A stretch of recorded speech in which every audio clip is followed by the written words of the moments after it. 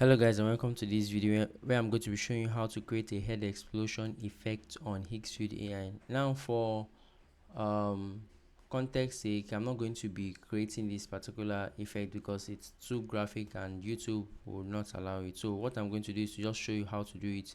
First thing, go to higgsfield.ai, click on the visual effects section here. After signing in, or you can always create an account if you do not have one, click on visual on head explosion, and then you'll be taken to a page where you can click on create, and after clicking on create or generate, you'll be brought to a page like this where you can upload your image here and then describe what you want, and then leave the model as it is, or you can always change it to a different model if you want to.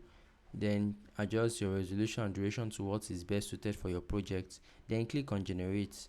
After a few minutes, your video will be ready for download. You can stream it, you can watch the video here and then proceed to download your video once you're satisfied. And after that, um, you can add it to your project. So that's all guys. Let me know what you think about the video, and please subscribe to our channel as we are actively trying to grow our subscriber base. Thank you very much and do have a great day guys.